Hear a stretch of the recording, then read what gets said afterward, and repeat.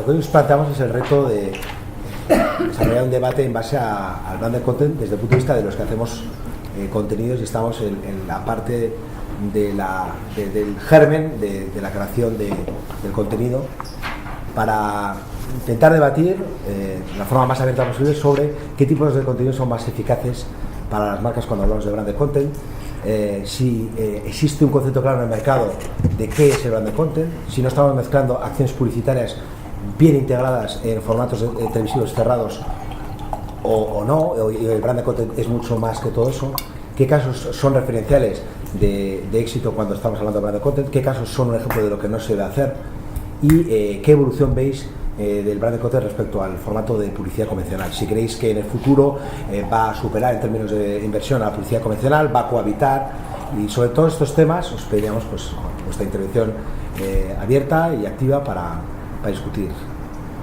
la materia. Realmente el uso que nosotros hacemos de estos productos de branded content es un poco las directrices que nos vienen de los clientes, y cada producto tiene una distinta utilidad, ¿no? Un poco en función de los parámetros que nos marcan los clientes. Aquí yo creo que es más el cliente el que nos marca el uso de cada producto en sí, más que el tratamiento que nosotros hacemos de ellos. Muchas veces son productos que los clientes tienen creados y que es una oportunidad emitirlos como branded content y se hace un uso, y otras veces son productos que se graban y ad hoc y que quieren hacer un programa de ellos. Realmente es más, nosotros estamos más al servicio en ese sentido del cliente que nosotros. Para nosotros, obviamente, el branded content es un producto importante, es una parte de nuestro negocio que cada vez cobra más fuerza y cada vez supone un montante más alto en nuestra parte de los ingresos comerciales, y en ese sentido pues intentamos colaborar en todo lo que los clientes nos proponen. Sobre eso, dos preguntas.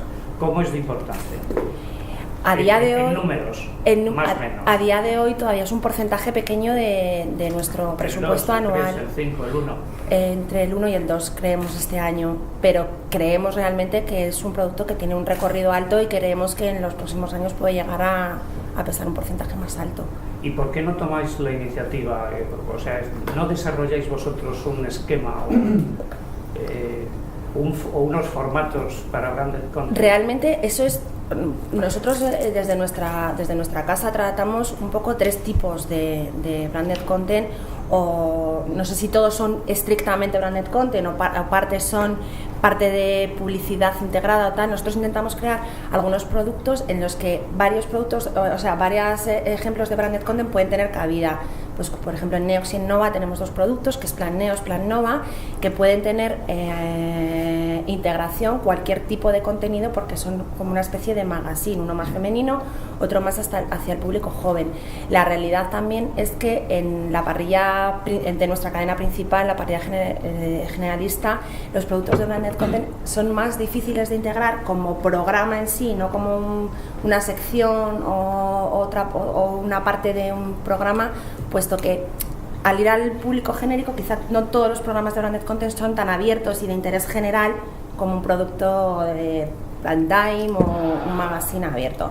Son generalmente, y no digo estrictamente todos, pero generalmente productos quizás un poco de menos interés general, un poco más sesgados hacia distintos targets. Pues, por ejemplo, San Miguel, un programa que tenía muy bueno de Cracks del Sur, era un producto muy joven, más difícil de integrar quizás en una cadena generalista que en una cadena más de nicho, como puede ser al uso llamadas TDT, ¿no?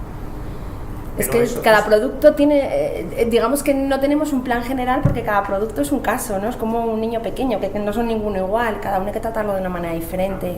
Yo creo que solamente tenemos un pequeñito problema de base, que creo que no hay que ser muy formalista, ¿no? Pero si a todo le llamamos branded content, corremos el riesgo de que al final nada sea branded content, ¿no?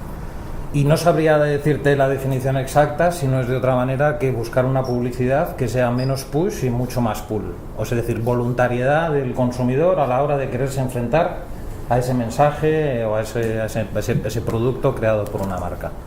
A partir de ahí no hago ningún tipo de crítica, que me parece que una guionización o que un advertorial, como se llamaba antes, o un momento interno, o la inclusión desde un product placement dentro de un contenido me parece válido. Pero que quizás desde este tipo de foros lo que deberíamos de dejar es la voluntad de una marca de convertirse, en mi opinión, en coproductor y generar un contenido para que ese contenido sea consumido por el consumidor de manera voluntaria. Si yo voy al mercado, a las agencias y a las marcas y le digo que si quiere hacer un momento interno, pues el cliente a lo mejor me dice, es que momento interno, eso no quiero hacer. Pero si eso lo llamo branded content, eso sí me interesa. Sí, por ¿no? eso es bueno, saber qué entendemos. Claro, entonces efectivamente yo creo que Antena 3, además que lo hacen francamente bien, y yo creo que posiblemente tengáis diferentes niveles de branded content, pero lo que está claro es que en España es muy complicado. Nosotros ya sé que tenemos 200 anunciantes en el grupo, es muy difícil en un origen con un buen guión desarrollar un branded content. Los directores de marketing no están arriesgando en absoluto, no quieren arriesgar, y yo creo que en estos momentos nos encontramos en el momento en el que de verdad hay que arriesgar para cambiar el modelo de comunicación. El director de marketing coge el lortite por la mañana, se lo echa en el sillón, se friega y dice, oye, aguanto. 18 meses, ya sabes, ¿no? 18 meses que es la media, ¿no? De media, por eso. Sí. Fíjate que de entrada yo creo que tenemos un conflicto de base. Y es que no hay ningún tipo de legislación clara sobre esto que llamamos creación de contenidos por parte de las marcas.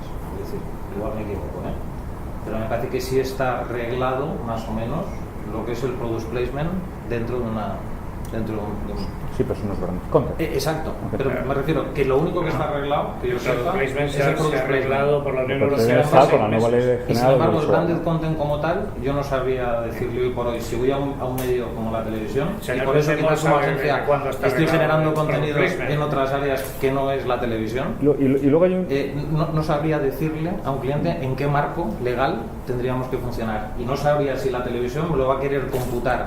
Si yo hago un documental de 1 hora y media, ese documental de 1 hora y media, ¿en base a qué me lo van a computar? Como que como publicidad sería absolutamente inviable.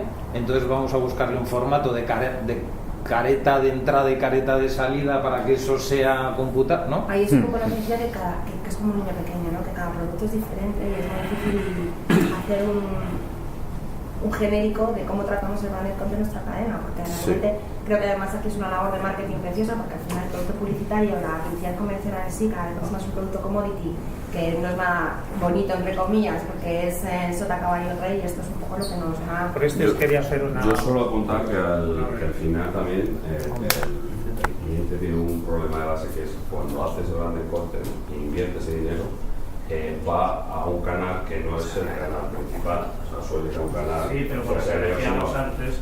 Sí, por eso sí, pero entonces el cliente dice, bueno, estoy invirtiendo tanto y encima no me vas a poner en un canal generalista de máxima audiencia, sino que encima me llevas a un nicho de mercado que puede que encaje ahí el producto, que no digo que no, pero el coste del producto, o si es parcialmente financiado o totalmente financiado, para luego pasar a ser a un canal Next un poco más residual a nivel de audiencia, el cliente dice, mira, yo esta inversión la hago si me metes en prime time, los martes y este tarde, ¿no? También hay que ver lo que el cliente quiere invertir, porque yo creo que me parece que Procter no, si no me estoy refiriendo a la cara, sí, estoy de acuerdo en todo lo que habéis comentado, pero sí que es verdad que al final el cliente dice, mira, es que me he gastado 400.000 euros en este branded content para irme a un Neox. Yo creo que Procter se gastó mucho más en Bill Cosby, y ahí estaba Bill Cosby en prime time, ¿no? Pero sí, pero bueno, eran otros tiempos también. Claro, quiero decirlo, al hilo de lo que ha dicho Álvaro, si estamos en una época de crisis y el director de marketing no arriesga, además voy a arriesgar para un canal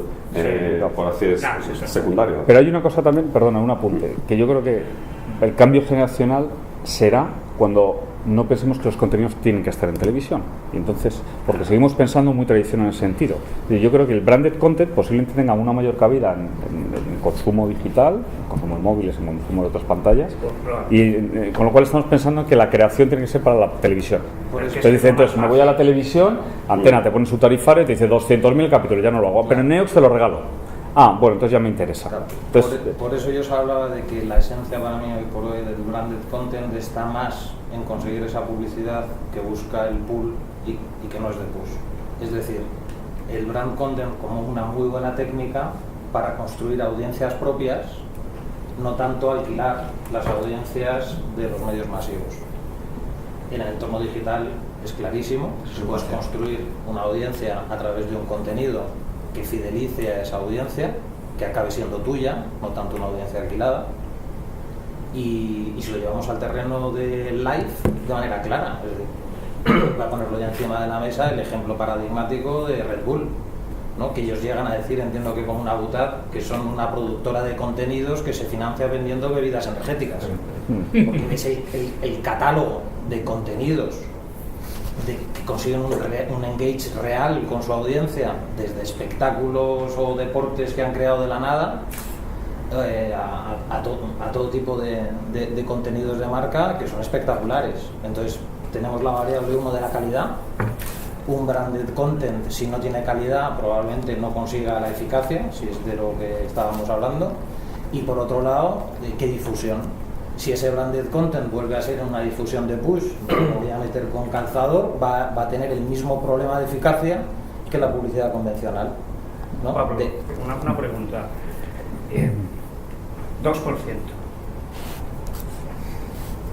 Pon una fecha para el despegue real o logarítmico, como quieras. Yo es que creo que ya ha despegado. Yo creo que según qué sectores ya ha despegado. 2% porque estamos hablando de un medio masivo como la televisión. 2% global. Creación de contenidos en el entorno digital. Está en menos.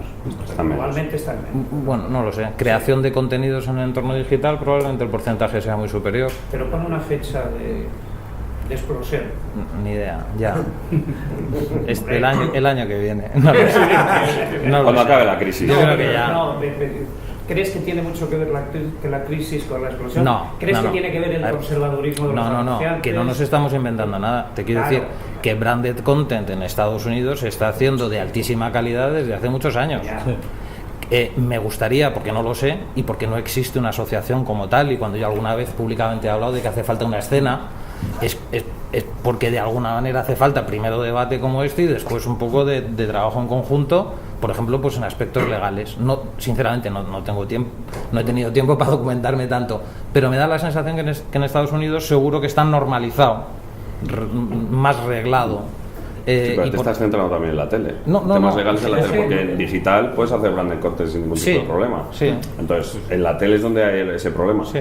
¿Qué quiere el cliente? Que yo ya entiendo que hablamos de multiplataforma, redes sociales, etcétera. Ese branded content tiene que estar en todos lados. Ahora bien, en la tele, que es al final el planificador que sigue mirando el coste GRP, etcétera, ese es el personaje al que tenemos que ir y convencerle de que ese branded content va a ir en una segunda, porque si quieres ir en una primera ventana, como puede ser Antena 3 Televisión, dices, aquí hay que producir, y hay que producir de calidad, y hay que producir con productoras de calidad, que también estamos, quiere decir que hay productoras y que al final brand content puede hacer cualquiera. Claro, pero ¿tiene sentido que sigamos midiendo el branded content en términos de GRP? No, por supuesto que no. Yo es que Alberto, porque es que es un problema muy grave, es un problema tremendo. Estamos hablando, dices tú, por ejemplo, que el branded content es mucho más complicado meterlo en prime time. No, bueno, depende de que no hay es productos. así, es un es poco así. lo que dice si realmente hay un producto bueno que nosotros o la cadena considere que es de un interés o que tiene un nivel de calidad que se aproxima, porque hacer televisión es muy complicado. No va por ahí. No va por ahí. No va por ahí lo que pensáis, digo. Ahora permíteme que desmodere. Lo que pensáis es en términos de audiencia. Claro, por eso. Fundamentalmente, dejad la calidad. Exacto. Bueno, Porque calidad los productos entendida de desde el calidad punto de no son los vista. que dan audiencia en este país en este momento. Desde el punto de vista Entonces, que ese producto pensemos que se adapta a la audiencia. Bueno, pero tú tienes que discrepar, ¿no? No, hombre, claro. Si no discrepo yo, no discrepa nadie. No, yo a lo que me refería es que cuando aparece la audiencia aparece un problema que son las métricas, que es un poco lo que le quería preguntar a Alberto. Mientras no... ¿Y el precio? Sí, también. Pero yo ahora quería preguntar sobre las métricas, es decir, ¿tú crees, Alberto, que hay manera de medir los efectos del branded content, que el branded content puede competir o convivir con el GRP, porque las métricas son distintas? ¿Qué habría que hacer para que realmente un producto de formato, llamémosle novedoso, aunque es cierto que hace mucho tiempo que se está realizando de una manera o de otra, puede entrar en el mercado? Y eso tiene también un poco que ver con lo que te decía yo, hasta que no haya una métrica, tú le llamas de aspectos legales, yo les llamo aspectos métricos, hasta que no haya alguien que le demuestre al anunciante que eso es eficaz, va a ser muy complicado que estalle. Eso es lo que pienso. Respondiendo a las 10 o 15 preguntas que has hecho en una, técnicamente, por ser muy claro, sí, o sea, hay formas de medir. En Estados Unidos se está midiendo y se está empezando a medir muchas cosas. El problema viene de la base, de dos conceptos. Uno, el que estáis hablando todos, la gente tiende a creer que branded content es solo vídeo, y hay muchas más cosas. Tienes el Club de la Comedia, que eso es teatro, tienes gaming como FIFA, tienes Red Bull, que es espectáculo, y eso es branded content. Asocian los valores de una marca a un contenido, que es una forma de trabajar muy distinta de lo que está pasando en el mercado. Para tú medir eso, como en todas las cosas de la vida, cuando lo juntas a un objetivo comercial, tiene que haber objetivos. Y los objetivos, cuando estás hablando de un evento, de un vídeo o de redes sociales, las métricas son muy diferentes.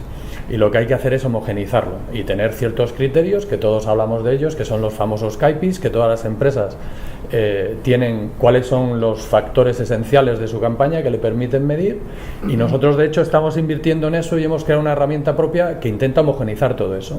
Usa parte de lo que todos podemos usar y que hay en el mercado. Si tú estás en YouTube, en el ejemplo que estábamos hablando de estar en digital, YouTube te aporta ciertas cosas, pero si te vas a móvil las métricas son distintas. Si te vas a Facebook, Facebook no tiene nada que ver con lo que está midiendo Twenty. En términos de usuarios, en Twenty te dice cuántos tienes, pero en Facebook te dice cuántas veces han estado. Ni siquiera sabes si son 10, sabes que ha habido 10 usuarios, pero no si son el mismo.